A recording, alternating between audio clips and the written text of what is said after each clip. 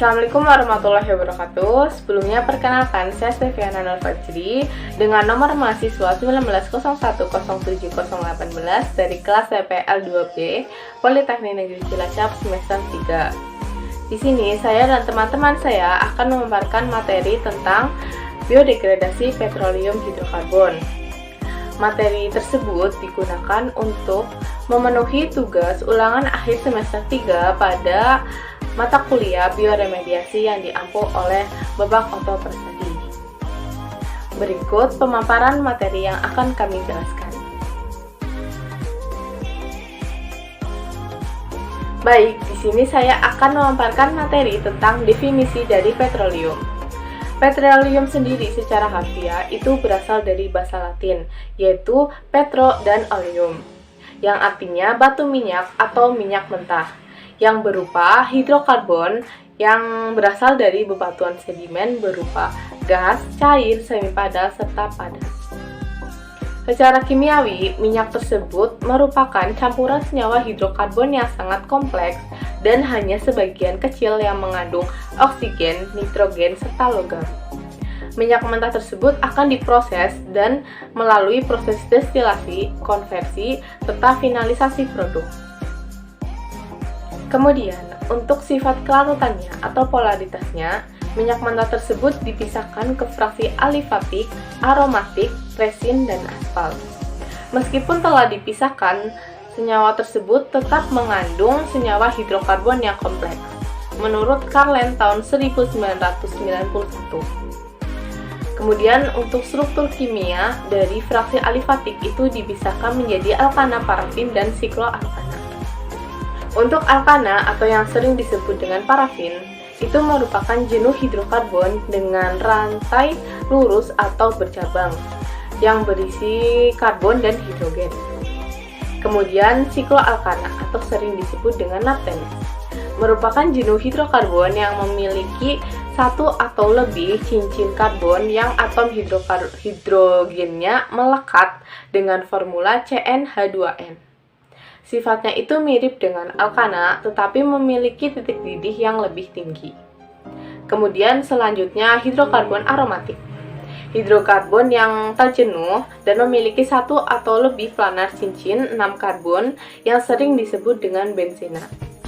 Atom hidrokarbonnya melekat dengan formula CnH2n-6. Kemudian yang terakhir yaitu polisiklik aromatik hidrokarbon atau PAH, penantrene. Kemudian materi selanjutnya akan diteruskan oleh teman saya. Assalamualaikum warahmatullahi wabarakatuh.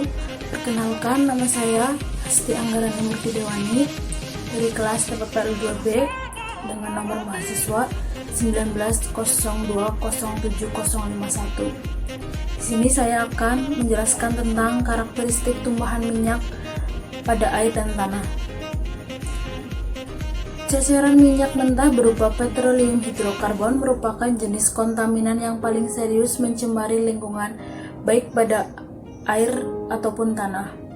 Menurut Owens et al. 2017, ceceran minyak mentah yang mengontaminasi tanah dan air memiliki karakteristik yaitu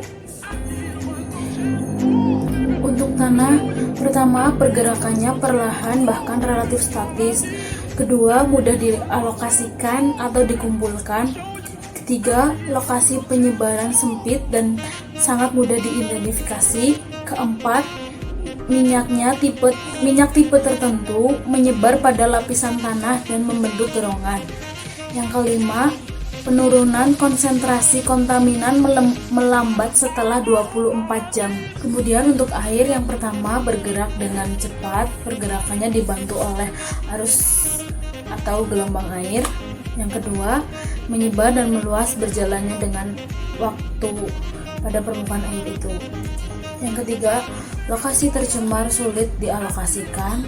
Kemudian yang keempat, dekomposi dan emulsi berjalan secara dinamis menyebabkan perubahan sifat fisik dan kimia. Pemahaman tentang karakteristik ceceran minyak pada daerah kontaminasi sangat berperan penting agar program bioremediasi yang akan diaplikasikan dapat berjalan dengan lancar dan tepat sasaran. Minyak mentah memiliki kepadatan yang berbeda-beda, yaitu cair, kental, mendekati padat. Nilai kepadatan minyak mentah ditentukan oleh API, yaitu American Petroleum Institute dengan satuan graviti. Air memiliki API graviti 10, sedangkan minyak mentah yang memiliki API graviti di bawah 10 akan tenggelam dalam air. Kemudian minyak memiliki API graviti di atas 40. API graviti di atas 40 itu disebut minyak mentah yang ringan atau light, dan yang kurang dari 17 disebut minyak mentah yang berat atau heavy. Assalamualaikum warahmatullahi wabarakatuh. Sebelumnya perkenalkan, nama saya Dian Puspita dengan NPM 1901070020 dari kelas TPPL 2B Prodi D4 Teknik Pengendalian Pencemaran Lingkungan Politeknik Negeri Cilacap. Di sini saya akan menjelaskan materi mengenai biodegradasi petroleum hidrokarbon, di mana terdiri dari dua, yaitu mikroba dan jamur. Mikroba meliputi jamur dan bakteri, telah lama teruji mempunyai kemampuan dalam mengurai polutan kelompok senyawa organik, sedangkan jamur adalah bakteri yang berperan sebagai dekomposer utama polimer dari sampah tanaman, misalnya selulosa, hemiselulosa, dan lignin. Jamur melakukan kegiatan penguraian atau dekomposisi dan berlanjut proses mineralisasi, mengeluarkan dan menyimpan beberapa elemen ion. Jamur juga mencapai keberhasilan untuk membuang, mengurai, dan mineralisasi senyawa fenol, petroleum hidrokarbon, PAH, zat pewarna, dan beberapa substrat lainnya, menurut Singh tahun 2006. Adapun contoh biodegradasi menggunakan jamur yaitu mengurai minyak menggunakan jamur Fusarium sp. Yang pertama dilakukan yaitu tanah diseleksi untuk mendapatkan fungi target. Kemudian fungi target dimasukkan ke dalam tumpahan minyak yang mengandung senyawa berbahaya. Setelah itu dilakukan proses penguraian, yaitu diperlakukan proses manipulasi lingkungan. Tahap selanjutnya senyawa antara. Pada tahap ini merupakan hasil dari proses penguraian dari senyawa berbahaya menjadi tidak atau kurang berbahaya. Kemudian proses yang terakhir yaitu terurai sempurna, di mana merupakan tahap akhir dari bioremediasi, di mana senyawa berbahaya terurai menjadi air dan karbon dioksida. Assalamualaikum warahmatullahi wabarakatuh. Perkenalkan, nama saya Alina Bella Triwardani dengan nomor induk mahasiswa 19020707, kelas TPPL 2B, jurusan Teknik Pengendalian Pencemaran Lingkungan, Politeknik Negeri Cilacap. Langsung saja, di sini saya akan menjelaskan tentang biodegradasi fraksi minyak mentah. Minyak mentah merupakan kumpulan senyawa yang sangat rumit. Berdasarkan kelarutannya, mereka terbagi menjadi beberapa fraksi, yaitu alifatik, aromatik, resin, dan aspal, berdasarkan Misro et al. Tahun 2001. Di sini saya akan menjelaskan untuk alifatik dan aromatik. Yang pertama yaitu alifatik. Senyawa alifatik merupakan penyusun utama dari minyak mentah. Senyawa tersebut diklasifikasikan ke dalam senyawa yang bergaris lurus CnH2+2, kemudian bercabang CnH2+2 dengan N lebih dari 3, dan siklik CnH2 dengan N lebih dari 2. Seperti contoh jamur F092 atau Fusarium sp, dan bakteri yang ada dalam tabel berikut ini. Senyawa alifatik yang bergaris lurus memiliki jumlah atom karbon berkisar antara C1 hingga C22. Pada C1 hingga C22 ini akan mudah terurai oleh mikroba pengurai dengan mudah, sedangkan untuk yang lebih dari C22 atau mendekati C44 akan sulit terurai, walaupun terurai mungkin akan membutuhkan proses yang sangat lama. Dari tabel berikut kita dapat mengetahui bahwa semua bakteri dapat terurai dengan mudah kecuali nomor 3 karena mendekati C44. Kemudian yang kedua adalah aromatik. Fraksi aromatik termasuk PAH adalah senyawa yang memiliki minimal 2 cincin benzen dan merupakan senyawa penyusun minyak mentah terbesar kedua setelah fraksi alifatik, berdasarkan Hidayat et al. Tahun 2012. Tabel berikut merupakan beberapa jenis bakteri pengurai polisiklik aromatik hidrokarbon atau PAH. Dan selanjutnya adalah tabel beberapa jenis jamur pengurai polisiklik aromatik hidrokarbon atau PAH.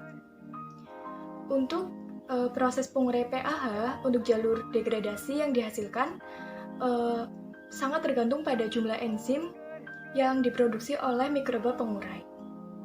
Dari tabel berikut kita dapat mengetahui seperti contoh pada nomor 1, fluorin PAH yang memiliki 2 cincin benzen dapat diuraikan oleh jamur Pseudomonas aeruginosa dengan pustakanya Zhang et al. Tahun 2011. Izin memperkenalkan diri, nama saya Ignatius Britas Pangestu dari kelas TPPL 2B dengan NIM 1901070016. Saya akan menjelaskan di bagian bioremediasi fraksi minyak mentah, yaitu pada nomor 3 resin dan aspal. Sebelumnya saya akan menjelaskan tentang penyebaran minyak bumi dan dampaknya. Minyak bumi merupakan campuran kompleks bahan organik dan anorganik. Bahan organik mendominasi campuran kompleks tersebut dan umumnya merupakan senyawa hidrokarbon seperti alkana jenuh, alkana bercabang, naftena, aromatik, damar atau resin, dan aspal, serta bahan organik dengan berbagai macam gugus fungsional seperti karbonsilat dan ether. Meski demikian, bahan organik heteroatom lainnya juga lazim ditemukan. Komponen hidrokarbon mengandung atom karbon dalam kisaran 82-87%. Bobot serta atom hidrogen dalam kisaran 12-15%. Komponen hidrokarbon yang terdapat dalam minyak bumi dapat berupa parafin, olefin, naftena, dan juga aromatik. Karena komposisi minyak bumi sangat beragam tergantung sumber dari mana minyak bumi tersebut diperoleh, maka karakteristik fisika kimia minyak bumi juga berbeda-beda. Resin dan aspal dalam minyak mentah merupakan kelompok senyawa yang tidak diinginkan keberadaannya. Susunan senyawa resin dan aspal ikut menentukan kualitas minyak mentah. Semakin sedikit konsentrasi resin dan aspal, permasalahan-permasalahan dapat diminimalisirkan, seperti pada proses pengangkutan, pengolahan, dan aspek ekonomis. Contohnya seperti ini, ketika pengangkut menggunakan pipa yang mengandung logam, aspal dan ion besi asam ini akan membentuk lumpur aspal teknik, sehingga dapat menyumbat arus pergerakan minyak mentah tersebut. Demikianlah penjelasan dari kelompok kami. Semoga materi ini dapat bermanfaat. Kurang lebihnya kami mohon maaf atas perhatiannya. Kami ucapkan terima kasih. Wassalamualaikum warahmatullahi wabarakatuh.